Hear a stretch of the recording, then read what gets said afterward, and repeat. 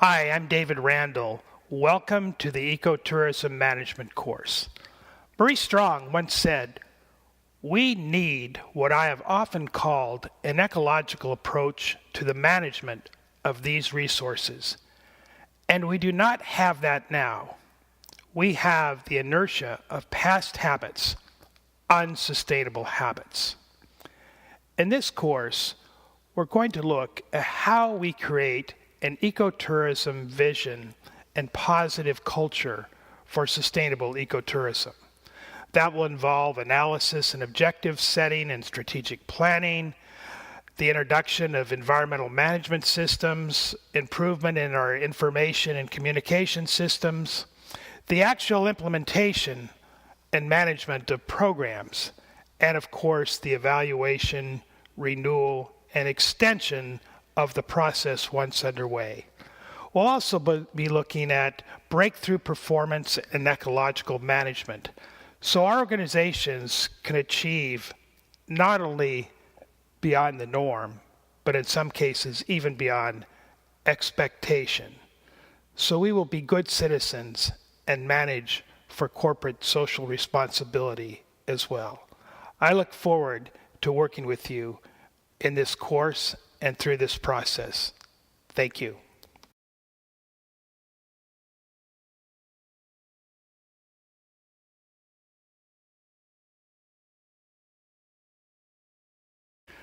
Some of the specific key topics of this course will include the importance of personal development for effective management, how to use the ancient medicine wheel of indigenous culture as a model for personal development, the importance of a shared vision, sense of community, and positive culture for effective ecotourism management, how to effectively manage change, how to develop an environmental management system, how to manage for breakthrough performance, and what are the principles of ecological management, and finally, how to manage for corporate social responsibility.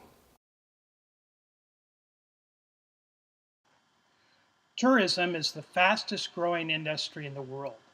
The sustainable tourism and ecotourism sector are the fastest growing of the industry. According to the UN World Tourism Organization, in 2012, there were 1 billion international tourism arrivals for the first time in history. This chart shows the steady rise in tourism over the past 2 decades, beginning in 1995. The UN World Tourism Organization forecasts that these 1 billion international visitors will jump to 1.6 billion by 2020.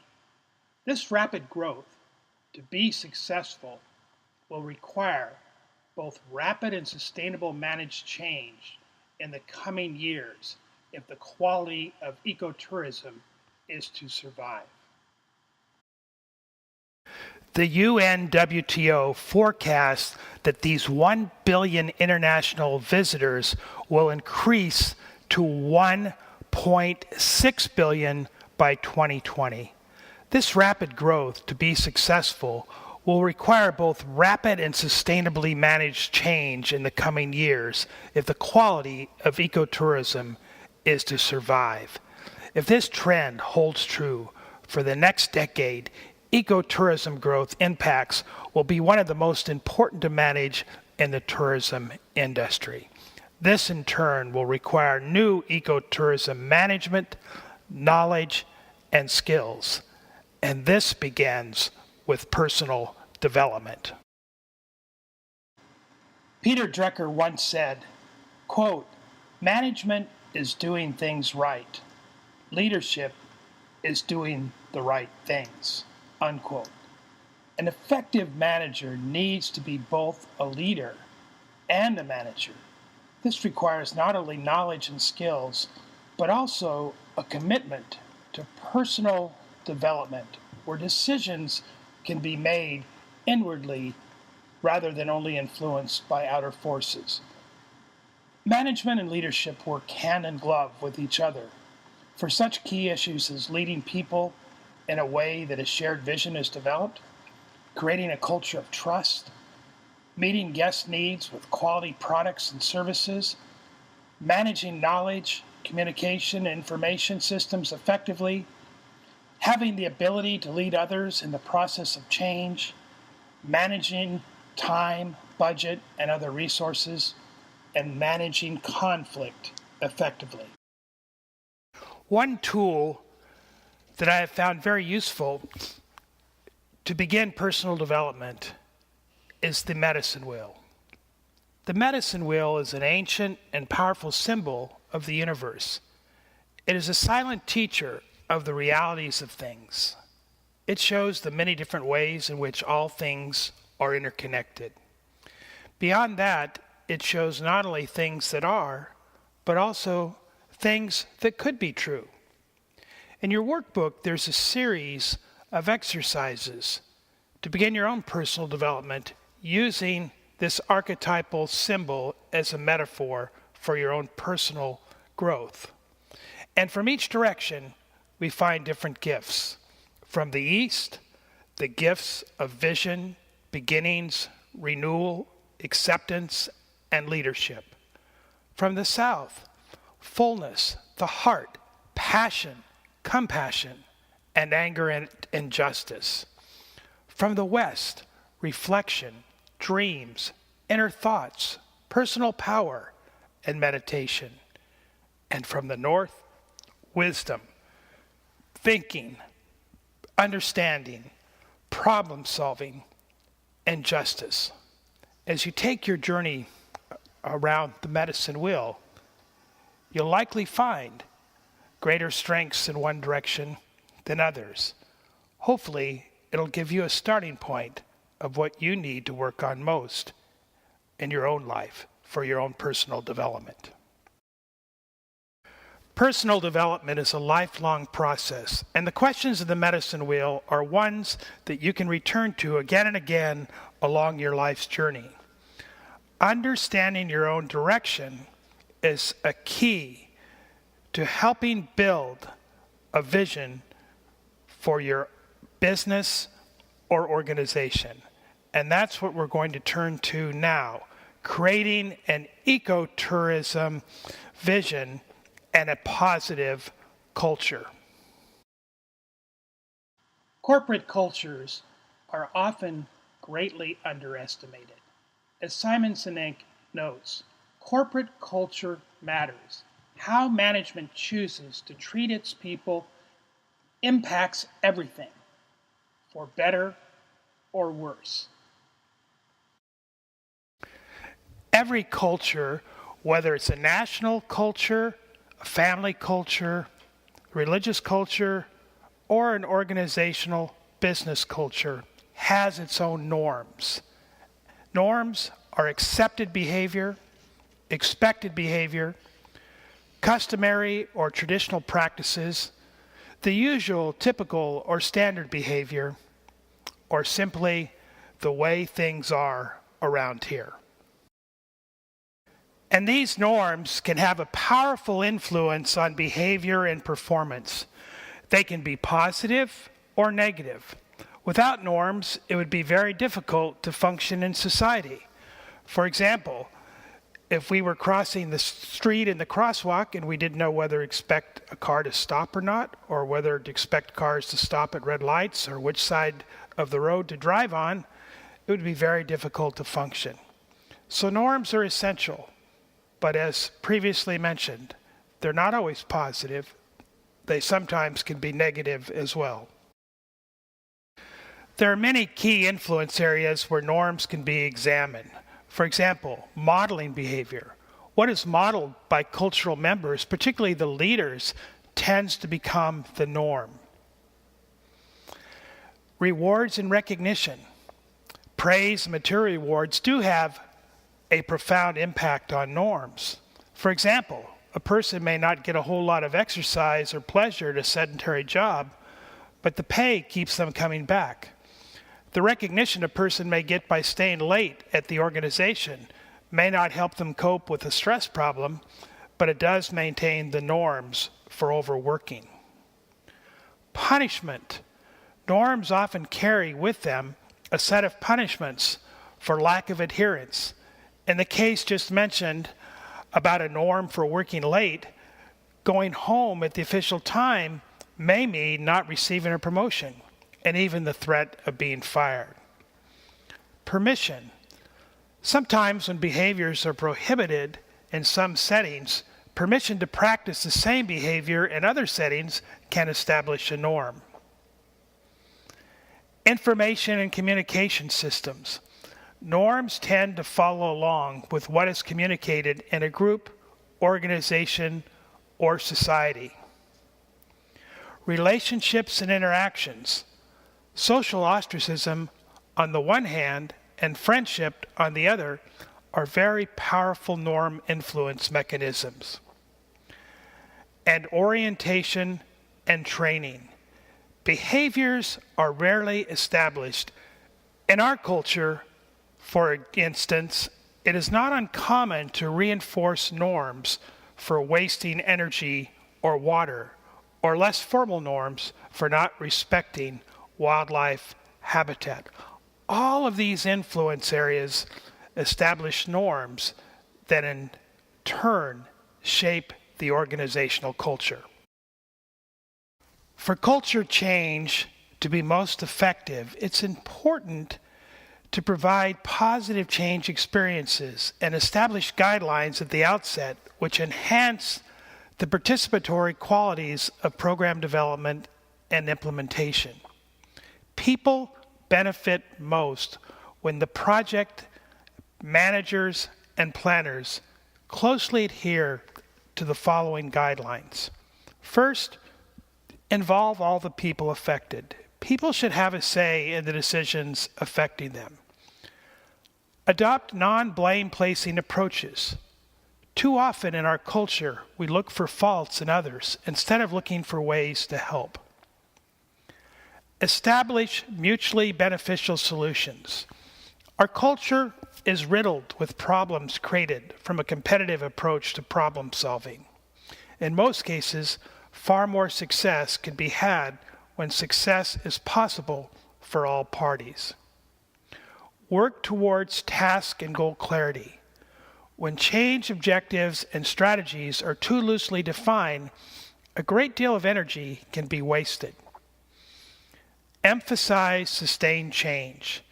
Too often, people are involved in pushing for changes that will not last long enough to provide sufficient benefits.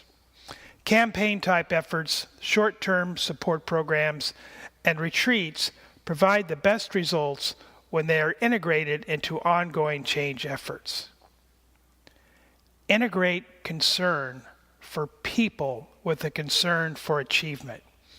If participants are not satisfied with their input, then both productivity and product quality are likely to suffer. Work from an organization and subculture specific information base. Change programs need to be custom tailored to the needs of the setting at hand. Adopt multi-level change strategies. Organizations, communities, and societies are very complex. When change is introduced to one part of the social system without being integrated into other components, the change may be retarded or modified in such a way that is no longer useful. Develop a positive outlook. Most social settings are taxed by extreme negative attitudes. As opposed to recognizing needs as opportunities, they are seen as problems. Under the influence of a negative culture, resources are often overlooked and successes are discounted in such a way as to deplete human resources. A positive outlook can go a long way to providing intrinsic awards when long-range goals are sought. And finally, create a sense of community. The best changes afford people an opportunity to care for each other. This is in sharp contrast to the stab your brother or sister in the back mentality of many workplace settings. Just as there are guidelines for change, there are also breakthrough principles that will more likely ensure success in your change process.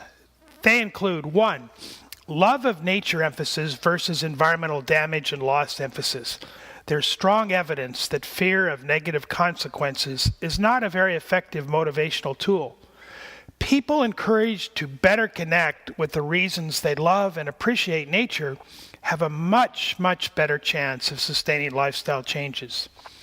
2, emphasizing positive support versus negative blame placing. People generally respond much better to positive support and help from each other rather than finger pointing and criticism in effective change programs. 3, to make the program fun and pleasure-oriented versus using grim scare tactics. People are not likely to sustain changes if they're not having fun while they're doing it, if they're not being rewarded. Grim scare tactics do not help change efforts, let alone sustain them. 4, freedom of choice versus telling others what to do.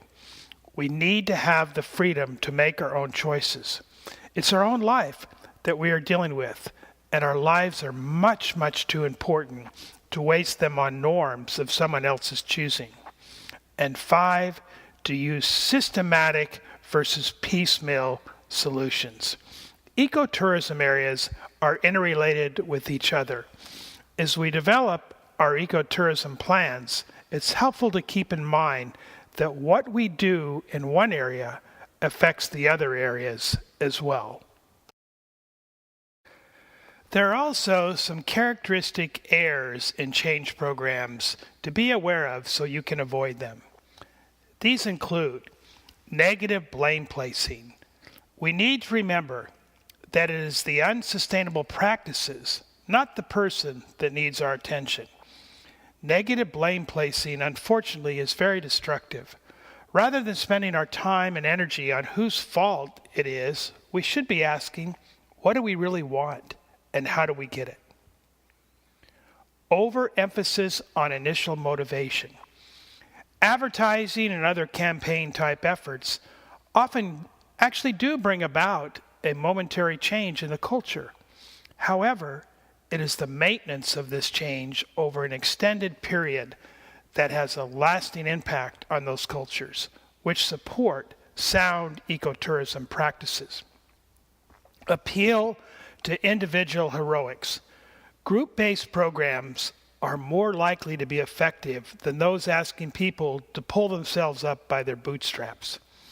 In the long run, the programs which help people build supportive environments will influence more individuals to change. Overemphasis on activities as opposed to results. Activities such as environmental festivals, occasional cleanup days, no matter how successful the event is itself, they will have lasting value only when the change is recommended or supported by the underlying culture. An undue focus on unapplied knowledge and information. Knowledge and information, while important ingredients of a good ecotourism program, are of little value if unapplied.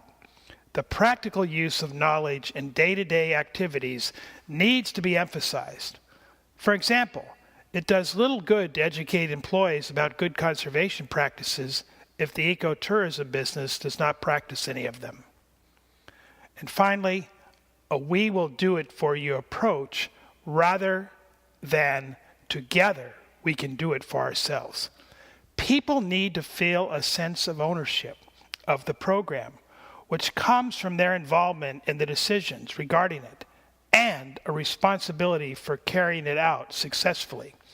When these things are done to and for people rather than with them, many of the worst remnants of the old culture still remains.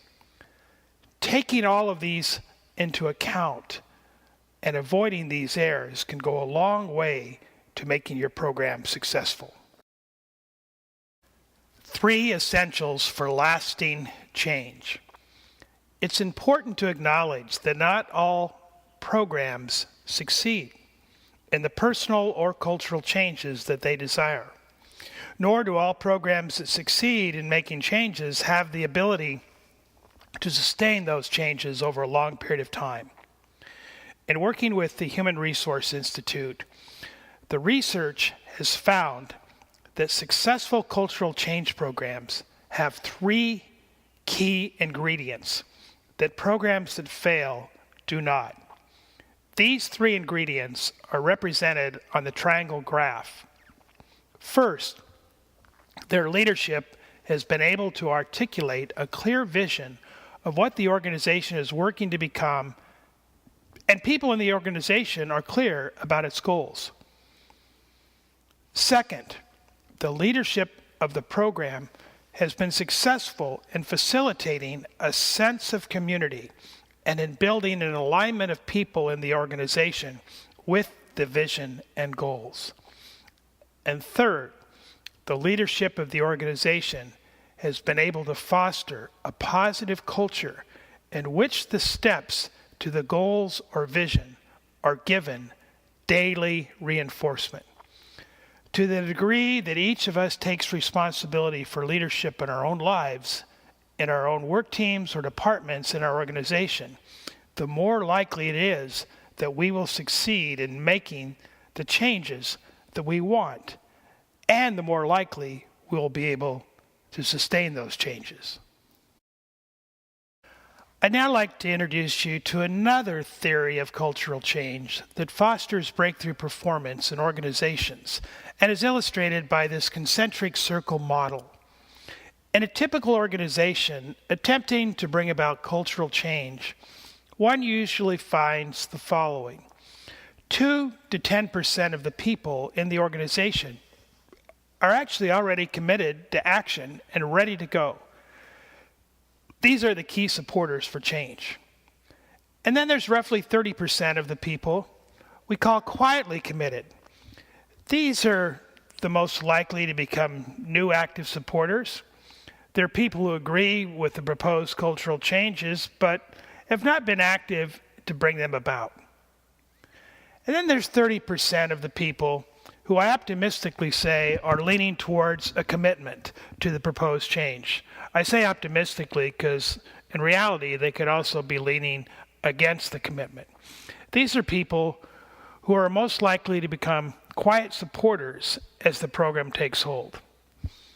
And then there are 30% of the people that really are apathetic, neutral, or take the path of least resistance to the proposed changes. They really don't care about the program at all. As the program moves forward, they're the people most likely to lean towards supporting the proposed changes. And then there are 0.5% to as much as 5% of the people who are actually hostile, subversive, even destructive to the proposed cultural changes. This group is set on keeping things status quo and will likely become more neutral as the cultural changes begin to take hold. So rather than spend efforts trying to persuade the hostile or destructive group to become committed to action, the Whale Cultural Change Program seeks to move people closer to the center until the center becomes the new norm. An example of this model took place in the United States Revolutionary War. At the beginning of that war, only 2% of the population supported the war enough to actually fight the British. At the peak of the war, only 10% of the population were actually willing to pick up a gun and fight. Yet by bringing this 2 to 10% together and developing support systems with the quietly committed, a major revolution was accomplished that changed the course of history in the world. Breakthrough performance and lasting cultural change is accomplished by changing normative behavior so that it is more supportive of the center of the circle. This differs from many change programs in its emphasis on providing support for movement of the people's positions toward the center of the circle. It's accomplished by developing strong cultural support, modeling behavior, reward and recognition for people in the center circle, willing to show their commitment through visible action. When the center group is reinforced, the quietly committed are more likely to take action as well. Those leaning toward commitment are more likely to become quietly committed. Those who are neutral become more likely to lean towards a commitment, more interested in the program. And those who are hostile, subversive, or destructive are more likely to become neutralized. So the idea is to move people towards the center by making the center rewarding, fun, and the model for the organization. While positive reinforcement, rewards, and recognition, as emphasized in the concentric change model, will go a long way to helping bring about change in the culture, this in itself is not enough. As my mentor and colleague Bob Allen was fond of saying, it takes a system to beat the system. The Wales system model for cultural change is a model system using a 4-phase cycle directed at helping people to replace their current dysfunctional or less than optimal culture patterns of behavior with openly discussed and agreed upon alternative norms. The 4 phases of the program are represented by this diagram, beginning with startup, obtaining the leadership commitment, analyzing and setting goals for performance, programmatic and cultural objectives, and developing task forces to bring about change in the organization. Then, once the seed is planted, ready for phase 2, introductory workshops in all levels of the organization to introduce them not only to the change that is desired, but to help them begin participating in the goals and objectives for both their personal lives, their work teams, and the larger organizations, and having the opportunity to maybe experience a little of what that would be like. Phase 3, the actual implementation. This can take place in a number of forms through self-help programs that people will do on their own, general support groups they do with each other, specialized programs in areas of focus, whether it's energy conservation or waste management and so forth, and task force programs to see how the organization can bring about changes to be a more supportive culture for the ecotourism sustainability that is desired. And finally, phase 4, where you evaluate the progress in performance, programmatic, and cultural goals and objectives, find ways to keep it going by renewing these efforts and ways to also extend it to other parts of the organization or maybe the supply chain or the guest or even the community to help bring about this cultural change. In the following part of this seminar, we'll dig deeper into these 4 levels. As an ecotourism manager, you have many responsibilities, so much so that some have said it would be helpful to have the number of hands of the Hindu god Vishnu. As an ecotourism manager, you are responsible for assessing the current level of sustainability within your organization. You're responsible for working with others to tailor the sustainability program to best meet your organization's needs, and you will be responsible for coordinating a steering committee which will implement the program and monitor its effectiveness. Also, as an ecotourism manager, you're at the top of influence, affecting sustainability in your organization. Looking at the culture of your organization with respect to sustainability, you will find the relative presence or absence to support for sustainability and ecotourism practices in the following areas. The organization's leadership. As with the chief executive officer, many of the other organization's leaders, including the head of the personnel office, the health and safety, the top public relations officer, the food service director, and department heads, must believe in and openly work towards a sustainability lifestyle. This means not merely giving lip service to sustainability, but acting on it. Most decisions with regards to organizational policy, energy, water, food waste management, building design, etc., reflect in some fashion the degree to which the organizational leaders are committed to sustainability, and thus powerfully influence the organizational culture. In mid-level leadership, mid-level management should, whenever possible, be connected with the sustainability program. These frontline leaders articulate organizational policy and have roles in the culture which may be unique. Support staff. Support staff such as administrative assistants, front desk staff, and maintenance people can play an important role in seeing to it that sustainability information gets out and that facilities are properly prepared and maintained for ecotourism activities. The food services are a highly visible test of whether sustainability is taking hold. Attractively serviced, nutritious foods can move people towards a sustainability lifestyle. In contrast, it is virtually impossible to feel supported in a sustainability lifestyle if the food available does not reflect this value. And finally, the work schedule. Again, if the opportunity for sufficient relaxation, personal time, and elimination of unnecessary stress are accepted as important lifestyle practices, then the work schedule is an important index of the understanding and commitment to this kind of lifestyle. If people are, quote, on the go, unquote, from the time they clock in with little time to relax and organize the day, then the organization has failed to achieve this aspect of sustainability and will thus invalidate, by example, teaching in this area. This ends part one of a three-part presentation. Keeping the powerful dynamics of cultural norms in mind, the good ecotourism manager seeks to develop a shared vision for his or her organization and/or business.